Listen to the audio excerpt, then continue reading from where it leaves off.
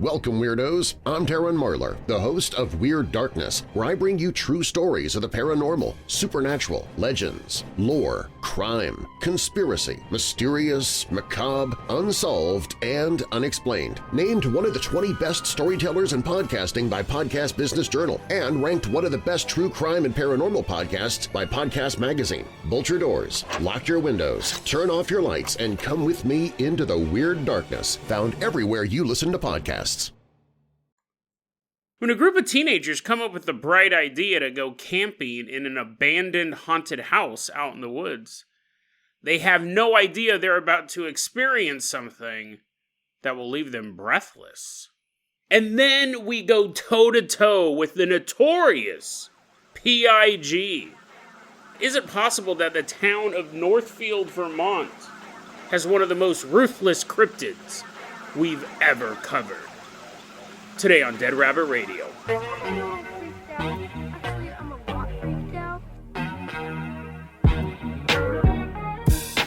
Hey everyone, welcome back to another episode of Dead Rabbit Radio. I'm your host, Jason Carpenter. I'm having a great day. Hope you guys are having a great day too. Hope you guys are having tons of fun doing whatever you're doing. I'm Benadryl free, so don't worry about any crazy delirium-fueled rants like the last two episodes. I'm recording this at night, but much earlier. And I don't have to work tomorrow, so there's no deadline for me to go to sleep. But somebody who's always keeping people to deadlines. Someone who always makes sure stuff gets done on time. If you didn't know what the definition of a deadline is, you're like, what's a deadline? Does it involve zombies? Walking into Dead Rabbit Command right now, everyone give it up for our newest Patreon supporter, King Job. Woohoo! Yeah! Wee-hee! Yay! Your Highness! Welcome! Come on in to Dead Rabbit Command. King Job. Maybe it's King Job. King Job, you're going to be our captain, our pilot this episode. If you guys can't support the Patreon, I totally understand. It just helps spread the word about Dead Rabbit Radio. That helps out so much. And to all of you who have voted in Paranormality Magazine's Top Podcast of the Month Club, or chart, thank you. We're number 3. Our debut appearance on the chart, we are number 3. I'm going to have that in the show notes. Please vote for Dead Rabbit Radio. Let's stay on that chart. Keep voting Dead Rabbit Radio as your favorite paranormal podcast.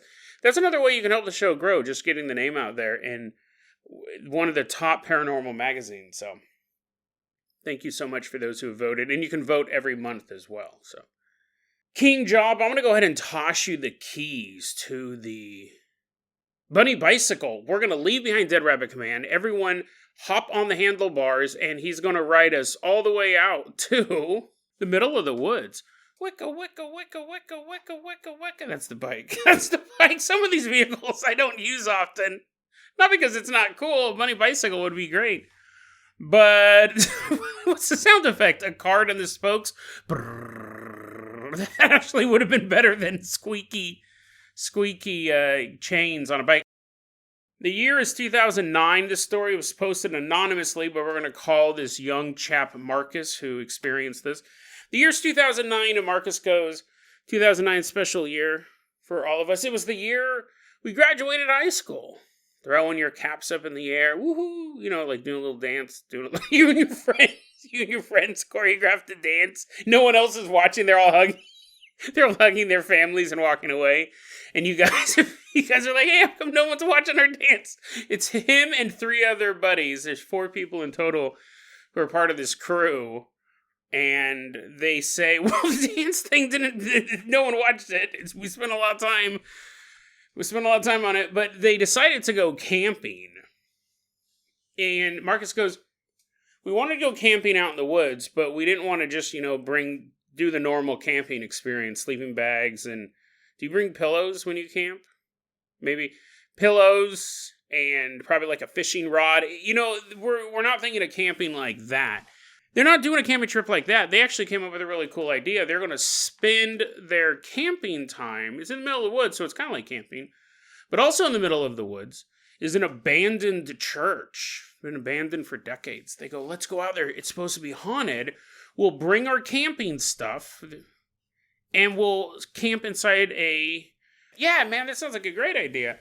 So they drive out there and Marcus goes, church was creepy, sure, it had a reputation of being haunted, but you would walk in and it was the basic layout of a Baptist church, which tend to just be one long room with a pulpit, and you kind of like can sit there. You're sitting on a pile of broken stained glass. You're like, oh, this is okay, but he goes, there was graffiti. People talked about seeing ghosts. He goes, but the real treasure out there was the church house, or the parsonage. That's what they're called. He goes, you had a house connected to the church, and he goes, that was like 2 stories. There was a bunch of rooms, different rooms in it, and it was way creepier. It was way creepier being in that. So we actually decided to camp out in the parsonage. So they go in there, and again, these aren't typical camper kids, right? They're not thinking about wearing galoshes in the rain or like building a fire to cook some marshmallows. They go into this haunted house, because the house also had a reputation. But generally, if you have a haunted church and then a house connected to it, you're like, yeah, but the ghosts don't come over here. The whole area had a reputation of being haunted. They go into the house, they drop all their gear, and then they go, you know what else we should drop? Some acid. Yeah, man, groovy, dude. Yeah, that sounds so spectacular. That's what these kids love to do, man. They loved acid. They love doing LSD. So Marcus goes, we can't, this was the whole plan. We're going to go out into the middle of the woods. We're going to go in this haunted house, and we're going to drop acid. And this sounds like a setup for a horror movie. The fact that I'm talking about it on a paranormal podcast should give you some idea that this drug trip or whatever happens in the story doesn't go well. It's a little more interesting, though, than just one of these guys becoming a blood-soaked maniac as he's eating people's faces because he's tripping out so hard. Marcus goes, we all drop the acid and we're walking around the house. And we're like, dude, look at the wallpaper, man. That's groovy. Yeah, dude. And they're like rubbing it. Oh, I'm rubbing the man who painted this. Right now my fingertips are reaching through time to touch his fingertips. Whoa, dude. Can I do that too? Look at this old bassinet, man. I bet you there was a baby in this once. And I bet you that baby's the president now. Whoa, dude. These guys are just tripping balls walking around this house. Well, of course, they kind of get separated, right? Because they're all high. You're not going to have a very cohesive group as you're walking around this house. And Marcus goes, listen, this wasn't my first time doing acid. I've done acid before. Acid is not like the movies where you hallucinate dragons and you hallucinate like goblins jumping out of the walls being like, my liege, we need you in the Goblin Kingdom. He goes, nothing like that. He goes, they do have like visual like patterns. You'll see fractals and stuff like that sometimes.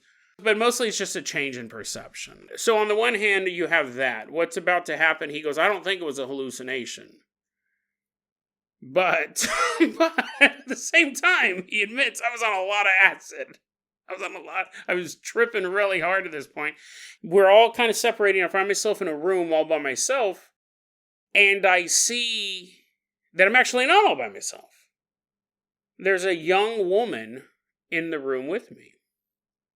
He goes, she was about my age, 18 for this story. And he goes, I'm looking at her. I'm tripping hard, but I know that, well, actually, I don't really know anything at this point. I know she's not a member of the group. I know that for sure. And he says, this young woman walked towards me. And she was wearing, he said it was either a dirty nightie, like women will wear those little nighties to bed, a dirty nightie, or she was wearing an oversized man's shirt, which women will also wear to bed, like a kind of a giant shirt. She looked like she was getting ready for bed. And she's walking towards him, and he's like, oh, whoa, dude. And when she gets close, she pulls down her top, and one of her boobs pops out. Boom. And she's exposed this boob to him, and he's like, what? I don't know how much he's complaining at this point, but he does know something is really odd. She's not part of the group. They're in a haunted house in the middle of the woods. He's tripping on acid. This woman pulls her boob out, and he's just kind of looking at her. Probably not looking at her face at this point. He's just kind of staring slightly down. His head's at a 10-degree angle looking down. She's got this one boob hanging out of her blouse, And then she reaches up and she pinches her own nipple. And he begins to hear what he says, what he describes as, if you had a balloon and you were letting the air out slowly, but you were holding the tip, you know how it goes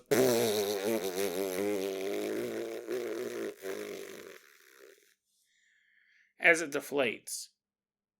But it's a human woman's boob, and she's squeezing her nipple, and he says, I feel the air come out of her nipple and hit me, and I can hear the as the air's hitting. He was like, oh man, what's going on? And he watched her deflate.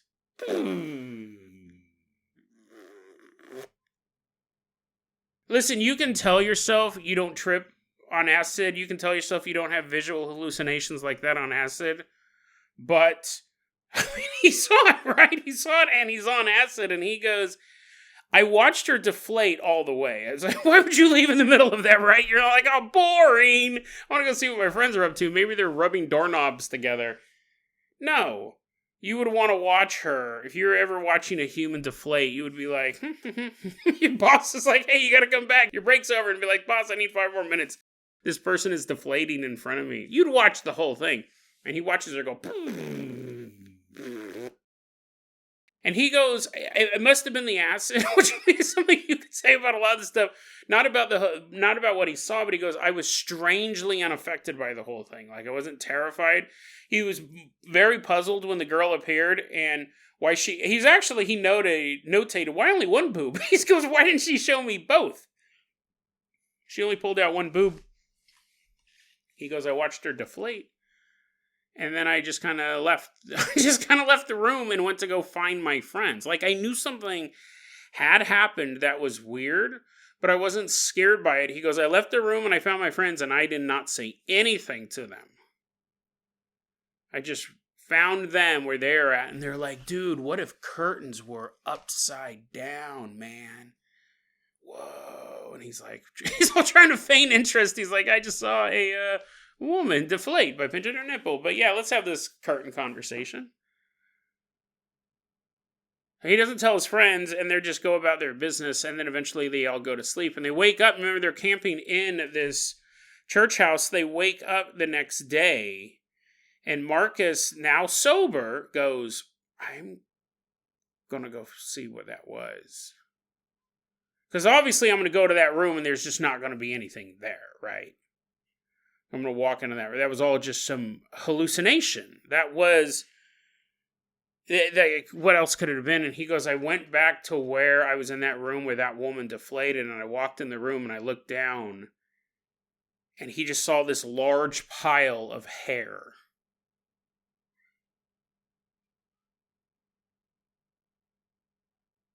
And he said he's never done acid again. I got this from the X-Board. I found this on the X-Board recently. I thought it was really interesting. Again, it's the same thing of a lot of stuff we cover. We don't have real names. We don't have... I mean, we have kind of a date here, right? 2009, this better than nothing, but we don't have locations. I understand people don't want to get doxxed. You know, it sucks, though. Because it would be cool to do any sort of follow-up on this. You're like, Jason, you seem really enthusiastic about going this one. You're nudging me. I was like, dude... It's all for scientific research, my friends. It's all for scientific research. To see ghost boobies. Well, here's the question. What was this? Like, was it a ghost? He does say, I've never done acid myself. I know I did a really good impression of people who are high on LSD, so it may surprise you that I've never done acid. I've never taken shrooms or anything like that. The idea of him doing this acid and changing the perception of the world, higher consciousness and things like that. What was this? Like, it does seem, I mean, the reason why we default to ghost is because, you know, obviously the place had a reputation of being haunted, but I would also say if a house was full of deflatable women, and you'd probably call that a ghost. I think that would be a layman's term, it would be a ghost. But what was this? The fact that it left behind such bizarre physical evidence? And I really don't know how to classify this story. It's interesting because on the one hand, you think, oh, it's a haunted house. It's a haunted house story. But ghosts very rarely leave behind physical evidence of their existence. Also, I should note they generally don't deflate by grabbing their nipples. If that was the case, the Ghostbusters would have been a much more interesting movie. They're like, come here, Slimer. We're going to get rid of you. And they're just the whole movie's Bill Murray just squeezing nipples. So, I mean, like, I don't think it's a ghost, but what is it? Was this some sort of weird interdimensional entity? I mean, listen, it could have also been a drug-fueled, sleep-deprived vision. But then again, like, why was the hair there the next day? I don't know how LSD works. I just have to go off what other people say. Is it possible that he walked into that room, saw the hair, and then hallucinated everything else? I don't know. But, I mean, in the world of paranormal, you could have an entity like this. I just don't know how you would classify it. I don't know what it would be. You have this entity. I mean, that's the only way you could classify it. In this house in the middle of the woods. Is she out there when no one else is? Is she walking around this house all the time? Was it because... Like me as a sober ghost hunter, if I went in there, would I not have experienced anything at all? But you needed to have altered consciousness to be able to see this thing. Does it help to have altered perceptions? Sometimes when you're out in those places, I have to be very careful. People are like, what? Jason said I can do heroin at an abandoned haunted mental asylum? Let's go! I'm not saying that. I'm not saying that at all, but I wonder if sometimes it does make a difference. And it would really depend on what the drug was. If you're high on meth and you're like, dude, we just went ghost hunting, we saw a lot of shadow people. Plus I invented a new ice cube. You're like, okay, stop. Everything you saw was meth fueled. Plus, tell me more about this ice cube invention. I'm sure there are more obviously DMT, a lot of like psychonauts use DMT to expand their horizons. And then you have, acid, I'm sure mushrooms, if you wanted to go like dance around in the fairy kingdom inside some hollowed out log. It turns out it's just termites eating your face. You're like, oh, what a wondrous journey. I can hear them singing in my ears as they chew through your eardrums. I wonder what other drugs would be good versus bad on a ghost hunting trip. I'm not encouraging any of this at all. I always think you should be completely sober on a ghost hunt because it's dangerous. It's a dangerous place, especially out in the woods and you're teenagers and people may deflate in front of you. People may just turn into a pile of hair. But an interesting ghost story nonetheless. Did he see it because he was on the drugs? Would a sober ghost hunter have experienced it? And really, that leads us to what was this thing? Was it a ghost? Was it a cryptid? Was it an entity from another realm? Is that the reason why the church is abandoned? Because there was a deflating woman constantly walking around. The minister's trying to give a sermon, and then all of a sudden this woman walks out and starts deflating behind him. It's going to be kind of hard to pay attention to the book of Job as you hear when you're seeing that woman once again turn into a pile of hair. King Job, let's go ahead and toss you the keys to the Carpenter Copter. We're leaving behind this forest. Fly us all the way out to Vermont. We're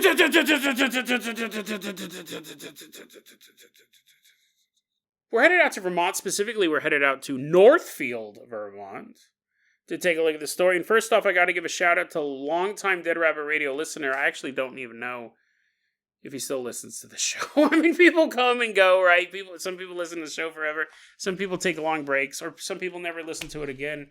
It's totally fine. But Bennett, a long time ago, sent me a list of pig people in each U.S. state. He tried to find a pig person in each state, and he found 27 pig people. They're tied up in his basement right now. I don't know if he has time to listen to the podcast. He's apparently kidnapped a bunch of pig people. No, he sent me this list.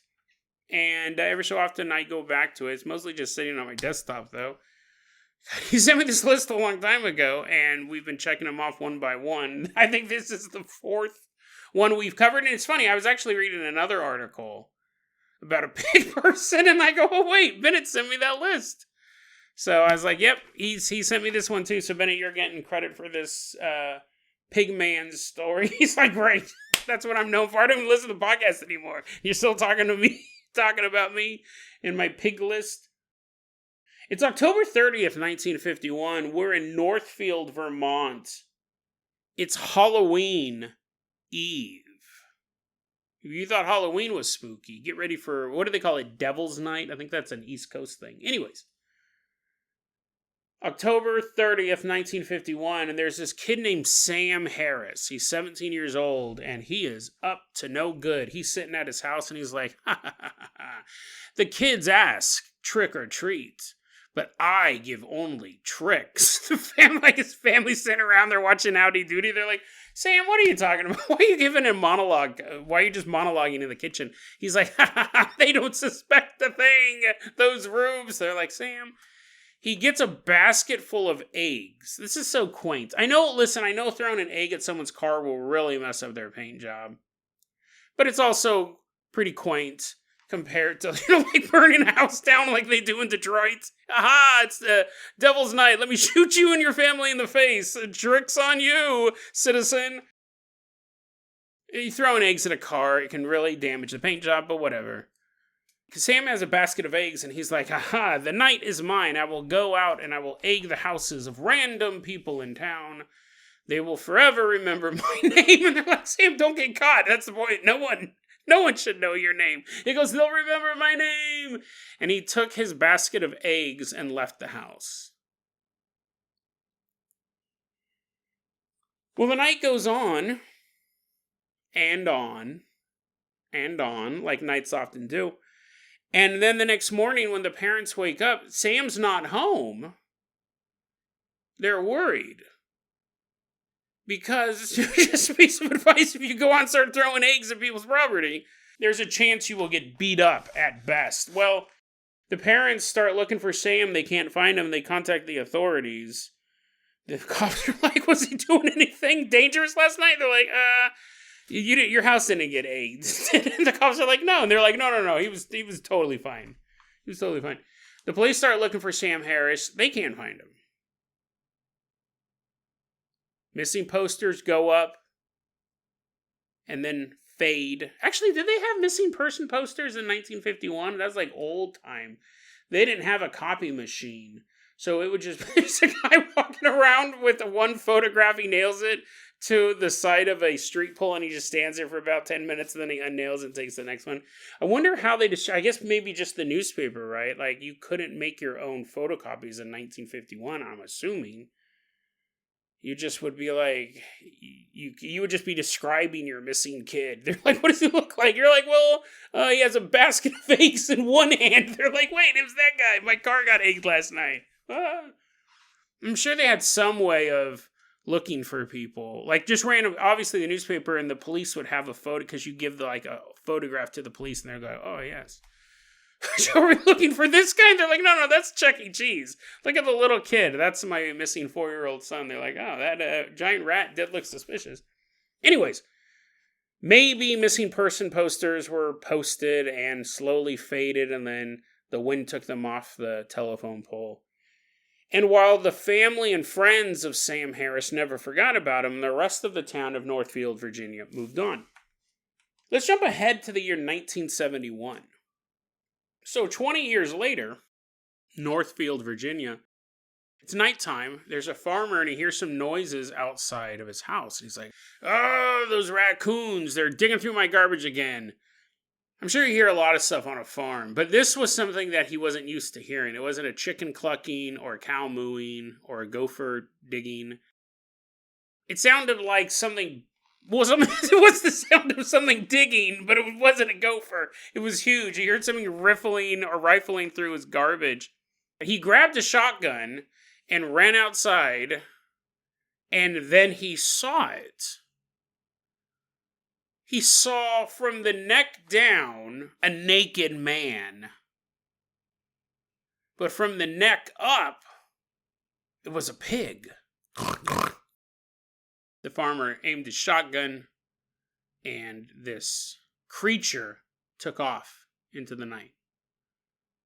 Now, the farmer said, he told the story. And what's interesting about this story is there's a lot of urban legends on top of it. But there are sightings of the Northfield Pigman to this day. I mean, technically there's sightings of Bloody Mary to this day, too. Doesn't make it any less of an urban legend, but there's a lot of people, but there's different variations of these stories. So I'm telling kind of the single variation of these different stories. He comes out with a shotgun. He sees this naked man with and this is where we start to see there are different, I want to clarify this, there's different variations of the urban legend. Some say he has a pig's face. Some say he has the head of a pig. And some say it looks like he's wearing a decapitated hog head. Whatever the case, he's naked and covered in white fur. The first official sighting was in 1971. It's been, over 40 years at this point. We have this guy, and he's been seen so many times, and the question always has been, is that what happened to Sam Harris? Is it possible that the Pigman got him? Now, what's interesting is that would actually, the first official sighting of the Pigman was 20 years after Sam Harris went missing.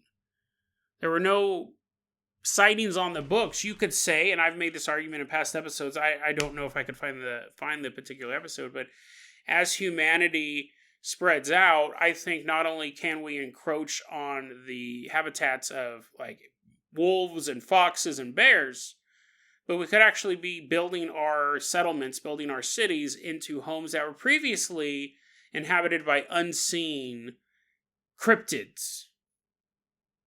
So there could have been a pigman in the area of Northfield that never interacted with people, but as the city grew, the clash was inevitable. This pigman was going to run into somebody at some point and kill them. And the question is, did the pigman of Northfield kill Sam Harris? But there's another question which is far more chilling. Is the pigman of Northfield, Vermont, actually Sam Harris himself? Because there's a new wrinkle to this story. This is a story I found on phantomsandmonsters.com. We don't have a date, but we do have a location, Northfield, Vermont, obviously. Outside of town, though, is a place called the Devil's Washbowl, which has rivers and waterfalls and caves, and it's just a place to enjoy nature or a place to go have sex with each other and not get caught by the parents. That's what's going on right now. We had a group of teens, they decided to go out there camping, have a little fun without any parents around. And we're going to meet there's 8 of them in total, but we're going to focus on one pair in particular. We're going to call them Tracy and Adam. And they get to the Devil's Washbowl. It's at night. Everyone's just kind of chilling. And then they each are going to take a cave. They break off into pairs. They're each going to go snuggle up in a cave. There's nothing more romantic than a cold cave that's full of animal bones. Let's do it. So Tracy and Adam go in their cave, and the other couples go in their caves. And a little bit of time passes, and then all of a sudden, the peaceful night air is shattered when shouting begins to erupt from one of the caves. No! Get out of here! Go away! Get away! Donk!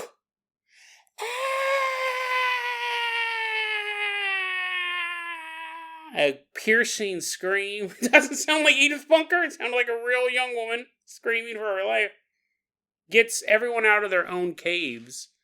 They begin running to the cave of Tracy and Adam. That's where they heard the shouting come from, the thumping noise. And then Tracy screaming. They run in there, and Tracy is curled up in a ball in the corner of the cave. Adam is gone. Tracy, what happened? What happened? What was going on, man? I heard you screaming. And she's like, yeah, I was screaming because me and my boyfriend are in here. And then all of a sudden, out of nowhere, there was a pigman standing at the mouth of the cave. We're shocked, obviously. I mean, that kind of goes without saying, right? You're like, oh, what? It's just another day in Vermont. Pig people. And she goes, he just walked into the cave like we weren't even there. Like, he didn't even care. Like, normally you can scare off an animal. A lot of times you can even scare off a human. She goes, he walked in here like it was his place. It might have been actually, this is called the Devil's Washbowl after all. But he walked in, picked up a rock, and smashed Adam over the head with it. And then picked him up and walked right out of the cave. And right after he walked out, you guys came in, so you guys must have seen him. And they're like, we didn't see anyone. And she goes, it was literally right after he walked out of the cave, everyone ran in. But nobody saw this Pigman carrying Adam away. And it's not like they didn't believe Tracy's story. She's not a magician. She didn't have a big old hat that she stuffed Adam in and sent him to the Twilight Zone. He was missing. There was blood on the ground. There was a big bloody rock.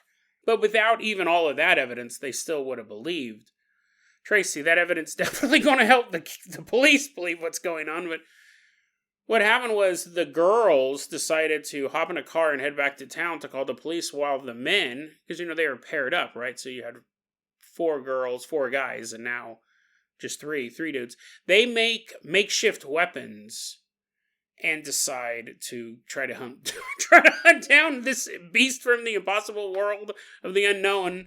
They're going to come at him with sharpened sticks so they can apparently take on a full-grown, well, he's a teenager, but, maybe these guys are jocks. You can knock one of these guys out, carry him off. Anyways, when they go inside the cave, they do see that there's bare footprints in the mud, like fresh bare footprints leading off, and the 3 young men took their makeshift weapons and ran through the bushes. Oh, yeah, da-da-da-da-da. Da-da-da-da-da. They're probably like doing some war song, putting on. They're stopping to put berries, squish berries, and make war paint. They're like, we don't have time for this. We gotta save our friend. Da-da-da-da-da. Da-da-da-da-da. They're running through the bushes. They never find him. To this day, Adam has never been seen. And when the police showed up, they brought in like canine units and things like that. Still couldn't find him.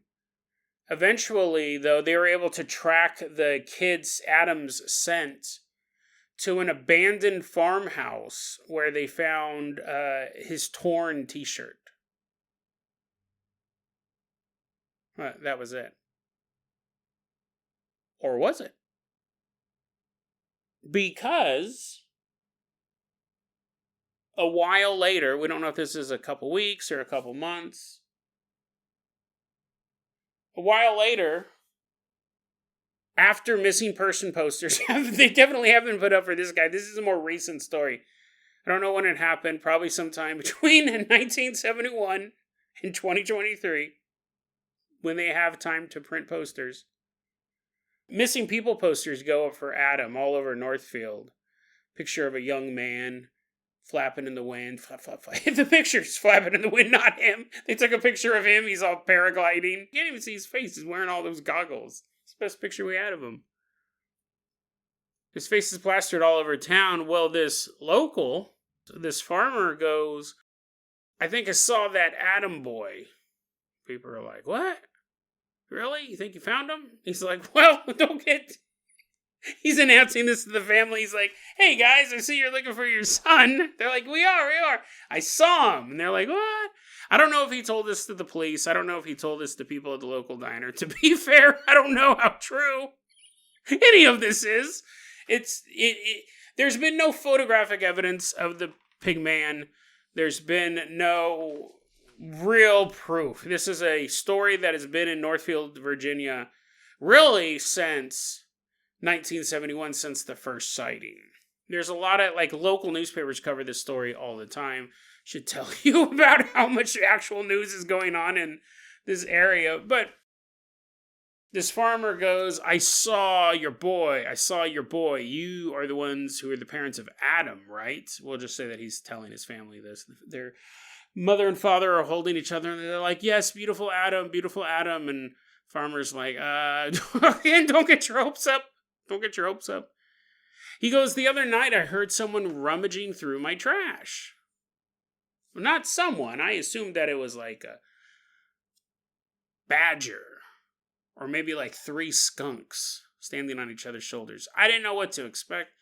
Well, I opened the window and I look out, and right there, illuminated by the porch light, I saw your son. He was digging through my trash. Now, he wasn't wearing a shirt. He was clad in blue jeans. He's like, the parents are like, why are you telling us these details? What time did you see him, and where was your house located? He's like, it was a full moon. I Love Lucy was a rerun, so I was in the kitchen. I looked out the window and I saw your son. He was wearing tattered blue jeans. And nothing else. Probably underwear, but nothing else I could see. He was digging through my trash. And he was covered in white hair. Like his back and his legs.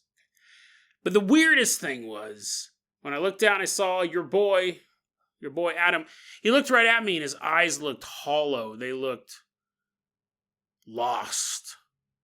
Lost in some sort of madness that only shipwrecked sailors know. And to make it all even creepier, he's all shut the lights off in the family's house now. He has a flashlight under his chin. He goes, I saw your boy. And to make it creepier, remember I said he was only wearing pants, tattered jeans. When I looked out the window and saw him, he was covered in white fur. The family's like, wait, what? What does that mean? Where's our son? Where's our son? And the farmer goes, no, don't you understand?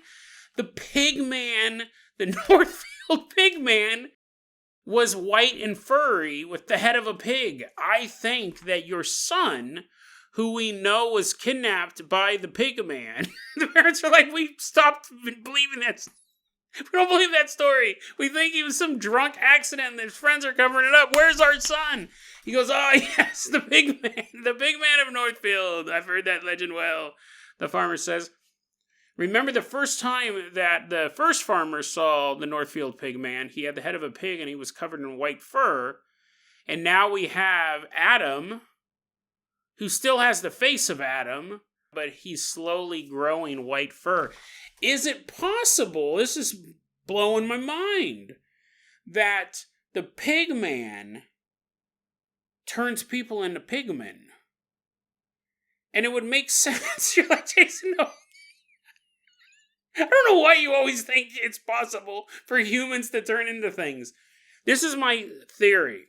The first Pigman that was seen in 1971 was Sam Harris.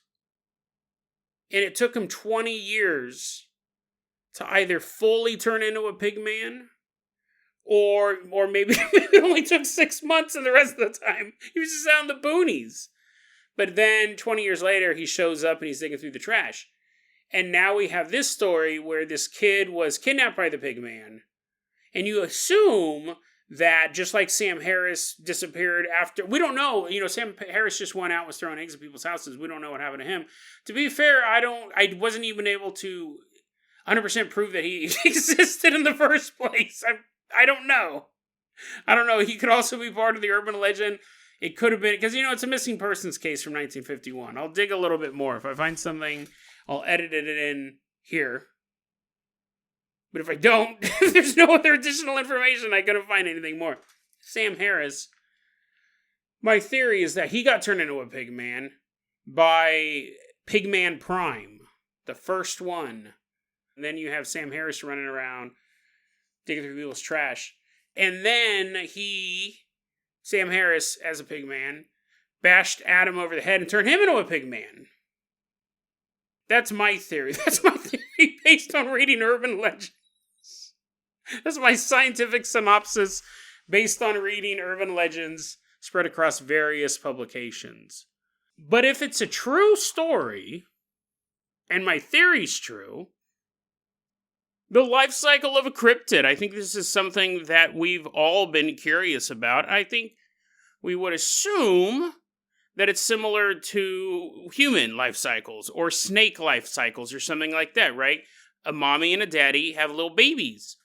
But what if that's not the case? What if it's possible? What if in this example, cryptids turn other people into cryptids? Because that's kind of what we're getting here.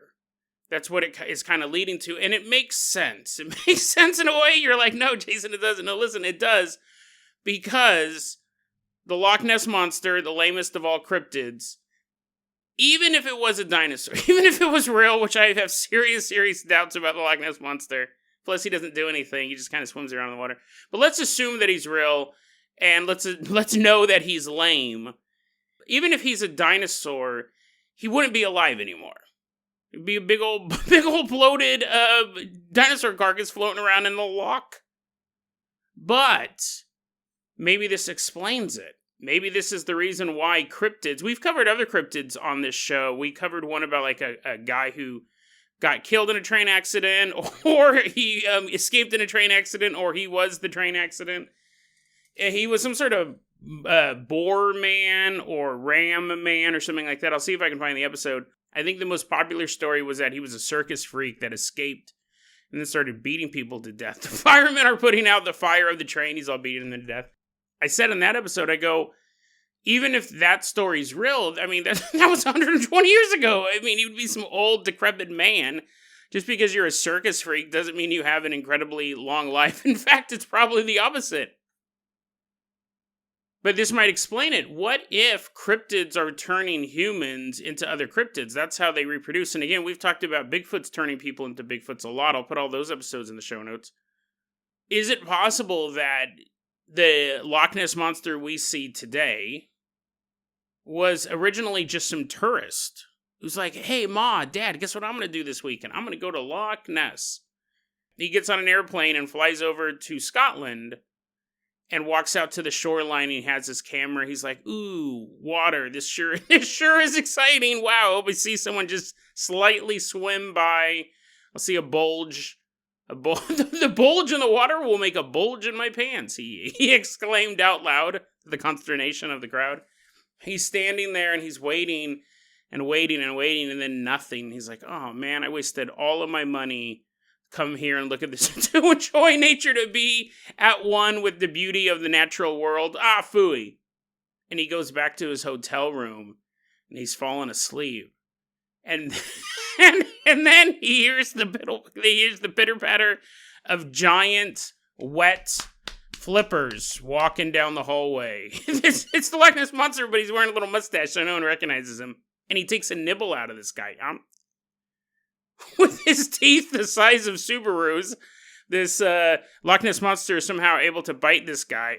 And then the next day, the tourist wakes up and he's like, that's weird, I feel funny. As he's massive blood loss, he wakes up in a pool of his own blood. He's like, something's not right here. My vision's a little hazy and my stomach's rumbling. I should get some water, that'll help. So he goes down to the hotel, to the hotel restaurant. He's like, 1 glass of water, please. And then he's drinking all the water, and his belly's starting to swell up. He's like, yes, but I need more. Where's the largest source of water? And then he sees the loch, and he jumps into it and starts just taking mouthfuls of it. And he's like, slowly morphing into the Loch Ness Monster.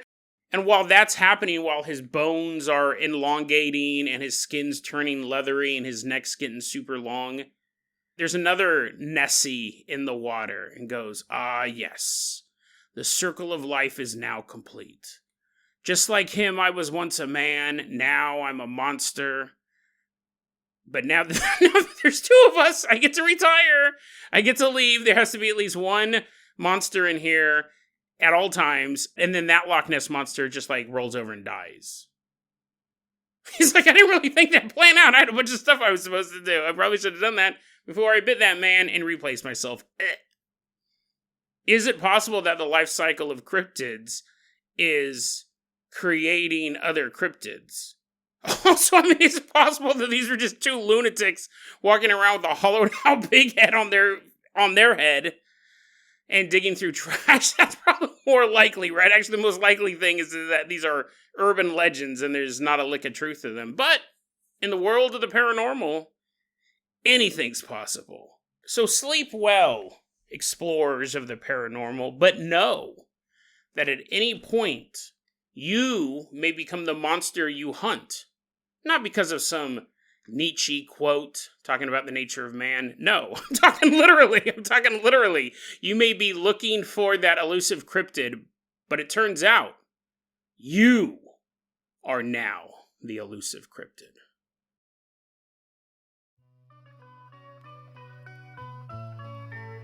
DeadRabbitRadio@gmail.com is going to be our email address. You can also hit us up at Facebook.com/DeadRabbitRadio. TikTok is @DeadRabbitRadio. Dead Rabbit Radio is the daily paranormal conspiracy and true crime podcast. You don't have to listen to it every day, but I'm glad you listened to it today. Have a great one, guys.